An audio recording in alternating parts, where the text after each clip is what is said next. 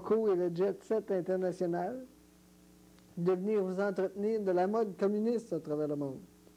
Bien entendu, il y a la mode macramé, mais nous vivons la mode communiste.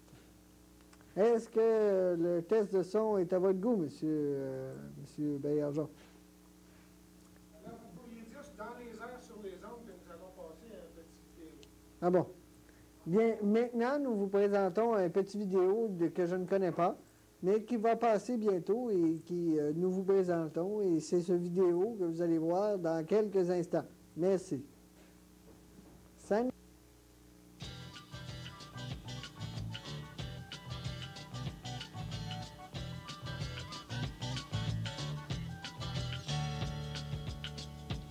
Peux-tu me dire pourquoi, quand je te dis on se mariera, je serai ton alpha, ton oméga, tu me dis c'est ça, on s'en parlera, bonsoir, bonne nuit. Casanova, la, peux-tu me dire pourquoi t'es la première qui ne me croit pas. Je suis en amour, demande au gars, jamais ils ne m'ont vu comme ça, je te dis ma vie.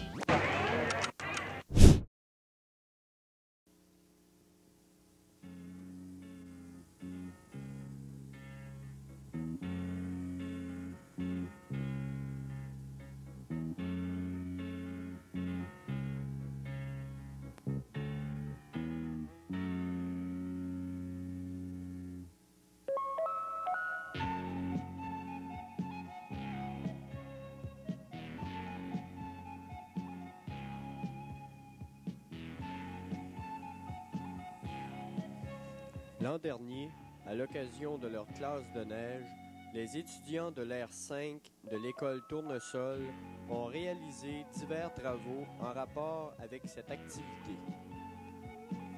Les étudiants ont décidé de réaliser eux-mêmes une émission sur leur activité.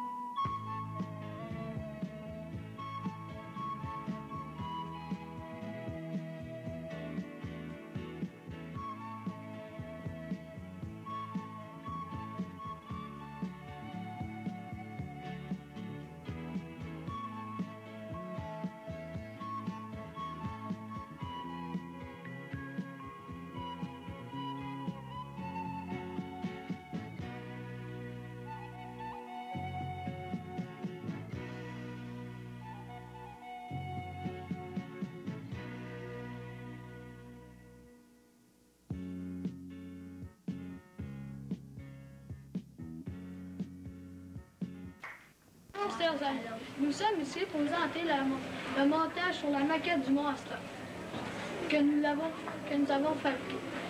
Et voici les membres de mon équipe. Louis Blais, Gilles Boulet, Serge Perrin, Denis Lachapelle et moi-même, Daniel Poudrier.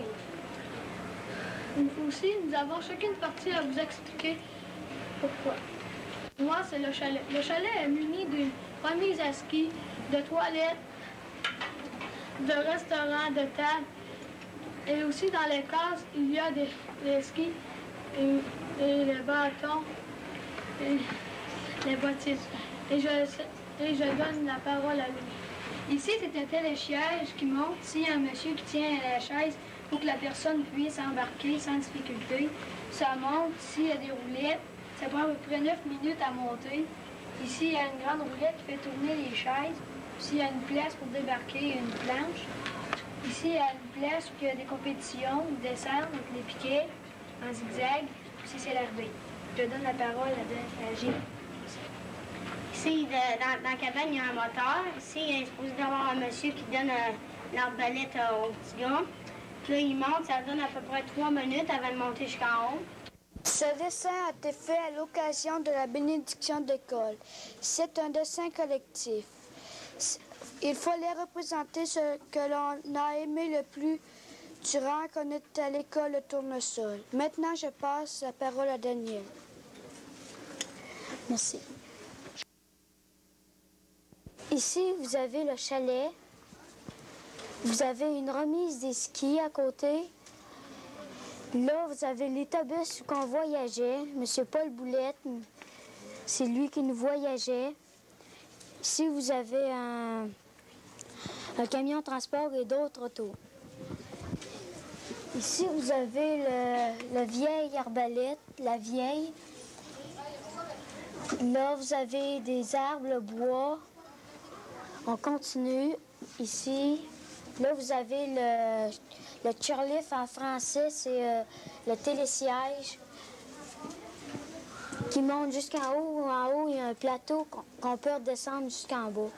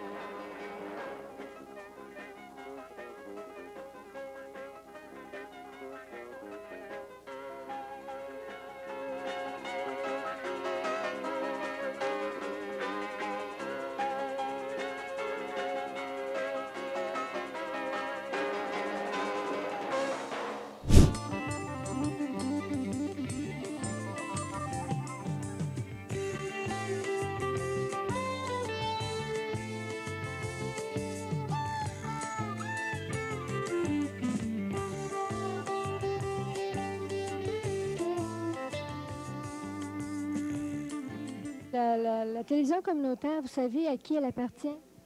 C'est la tête forte, c'est ça? Oui, plus spécifiquement, là... C'est les postes de Montréal. C'est le 15, ça, là, Réseau au Québec, c'est ça? Non, c'est la télévision communautaire de Thetford. Ah, ça m'est arrivé quelques fois, pas souvent. Pas souvent. Vous n'avez pas d'idée précise du genre d'émission que ça peut produire? Non, non plus. Ni aux heures auxquelles ça peut passer? Non, faut dire que je l'écoute presque pas. La télévision communautaire, là, ça, vous savez pas à qui ça appartient? Ça vous dit rien comme tel, là? Non. Non plus. Ça me dit rien. Est-ce que tu es au courant qu'il y a 2 organismes différents qui produisent sur le Canal 9? Non. Par exemple, Thetford Vidéo et la télévision communautaire. La télévision communautaire, ça te dit quelque chose? Non plus. Non plus. Tu m'apprends quelque chose.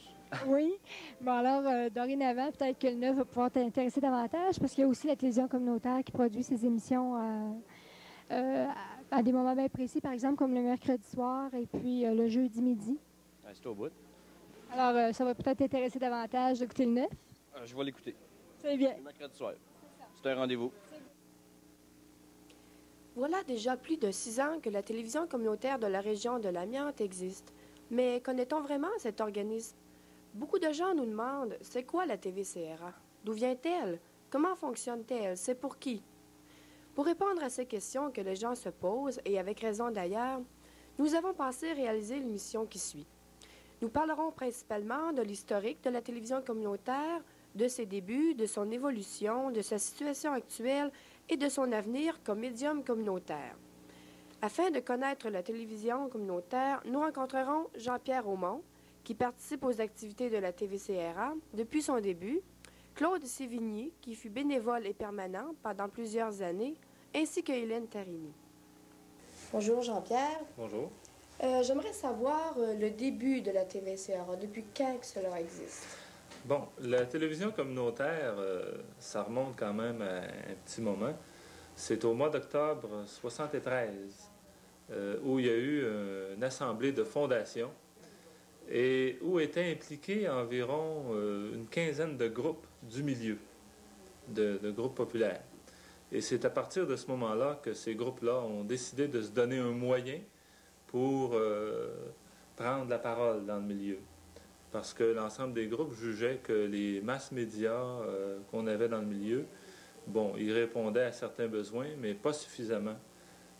Et surtout, ils ne répondaient pas aux besoins des groupes et des personnes qui n'ont pas accès facilement, habituellement, aux médias ordinaires ou habituels. Oui. Qu'entendez-vous par groupe populaire? Bon, par groupe populaire, on entend évidemment les syndicats. Il y a des groupes aussi, les coopératives. On a actuellement, bon, comme membres, il y a les caisses populaires, l'ACEF, l'Association coopérative féminine.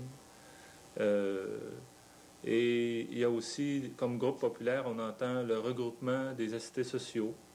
Il y a des groupes qu'on inclut là-dedans. Je ne sais pas dans quelle mesure on pourrait appeler ça des groupes populaires. Il y a des groupes d'action catholique comme la JOC, le Mouvement des travailleurs chrétiens. Il y a le Conseil régional de pastoral aussi qui fait partie de ces groupes-là. Est-ce que tous ces groupes font partie de la région de Thetford Mines? Oui, ce sont des groupes que l'on retrouve dans la région, mais pas seulement dans la ville de Thetford. C'est plus large que la ville. Ah bon, elle s'étend un peu partout, là? Au fond, ça couvre le territoire, soit de la région pastorale ou encore de la région de la commission scolaire, en gros. J'aimerais savoir si la TVCRA a une structure spécifique. Oui, évidemment, pour fonctionner, la TVCRA a dû se donner des règlements. D'abord, la télévision communautaire est incorporée en vertu de la 3e loi des compagnies. C'est un organisme à but non lucratif, reconnu. Et pour fonctionner, la télévision communautaire s'est donné d'abord une assemblée générale qui regroupe 2 délégués d'organismes. Actuellement, on est rendu à 26 ou 27 organismes membres. Et on a aussi des membres individuels qui font partie de l'Assemblée générale. Et l'Assemblée générale élit un conseil d'administration de 11 personnes. Elle élit d'abord un président et 10 directeurs. Et ensuite, les directeurs se nomment un exécutif qui est composé du président, d'un vice-président à la programmation, d'un secrétaire, d'un trésorier ou trésorière, secrétaire. Bon. Et actuellement, bon, ça c'est la première structure. Et pour fonctionner, la télévision communautaire aussi a un comité de programmation. Le comité de programmation, lui, il est formé de 3 personnes du conseil d'administration, y compris le responsable de ce comité-là, c'est le vice-président à la programmation, et 2 personnes du conseil d'administration. Et ces 3 personnes-là forment le noyau du comité de programmation et vont se chercher toutes les personnes dont ils ont besoin pour former le comité de programmation.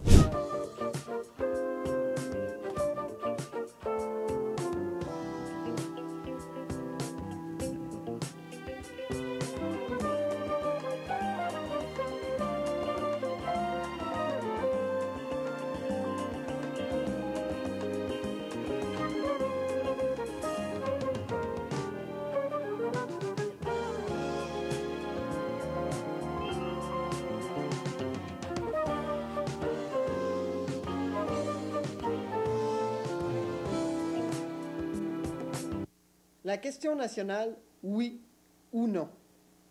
Depuis le 15 novembre 1976, jour de l'accession au pouvoir du Parti québécois, tous les Québécois sont mis face à l'autodétermination. La souveraineté association ou un fédéralisme renouvelé? Telle est la question. Par ce document, la télévision communautaire de la région de l'Amiante vous donne un aperçu des opinions, programmes et préoccupations des principaux intervenants sur la question nationale.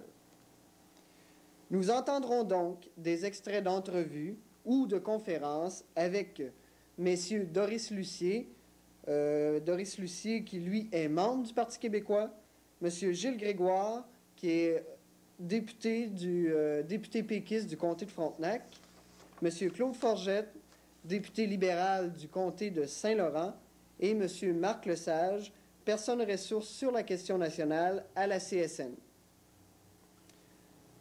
Ce document n'a pas la prétention de jeter toute la lumière sur la question nationale, mais il tente plutôt de donner des réponses à certaines de vos questions et à en susciter d'autres. C'est le oui ou le non, ce n'est pas une question péquiste. Ce n'est pas une question libérale, c'est une question québécoise. Tout le monde... La bataille du référendum doit se faire au-dessus de tous les partis. L'histoire politique de l'humanité entière est là pour en témoigner. Quand une nation est mûre pour la liberté politique, elle la prend. Parce qu'en politique, la liberté, ça ne se quémande pas, ça se prend. Et c'est justement le phénomène spécial du référendum. C'est que jusqu'ici, dans l'histoire du Québec, avez-vous remarqué, le gouvernement québécois, quel qu'il fût, a toujours demandé au gouvernement d'Ottawa des libertés, des droits, des pouvoirs. Puis le gouvernement d'Ottawa a toujours dit non, parce que c'était normal qu'ils disent non, parce qu'il était normal que la majorité anglophone veuille gouverner comme une majorité anglophone, être à leur place, on ferait exactement la même chose. Mais là, c'est plus pareil. Le référendum, au cours du référendum québécois, ce n'est plus le gouvernement du Québec qui demande au gouvernement québécois des pouvoirs de souveraineté. C'est le gouvernement québécois qui demande au peuple du Québec de lui donner, lui, les pouvoirs qu'Ottawa lui refuse pour qu'il puisse se gouverner normalement. C'est plus pareil, là. C'est le peuple québécois qui est consulté sur lui-même. C'est pour ça que c'est important. Je suis complètement renversé, moi, de voir le nombre de gens parmi nos amis qui sont nos adversaires qui s'acharnent à ne pas vouloir que la nation québécoise devienne maîtresse d'elle-même, de ses destinées. Alors que dans tous les autres pays du monde, dans l'histoire, vous avez vu des nations se battre, verser le sang de leur jeunesse et de leur population, faire des guerres meurtrières pendant des années et quelquefois des décades, rien que pour avoir leur souveraineté politique. Et puis nous, Québécois, nous pouvons l'avoir rien qu'en faisant une petite croix sur un bulletin de vote, puis on serait assez cave pour ne pas le faire. Mais alors on la mérite pas. Le choix que les Québécois vont être appelés à faire au moment du référendum, je ne sais pas plus que vous ce qui sera, dans les termes précis, c'est-à-dire quel genre de questions exactement. Mais tout le monde se doute bien que ça va tourner alentour de l'indépendance, oui ou non, pour le Québec. Et à ce propos-là, il est peut-être assez facile, malgré tout, de préciser ou d'indiquer des choses sur lesquelles ce choix-là ne portera pas, pour au moins clarifier là, le problème, pour éviter qu'on se décide en pensant que, par exemple, il s'agit d'une question de liberté.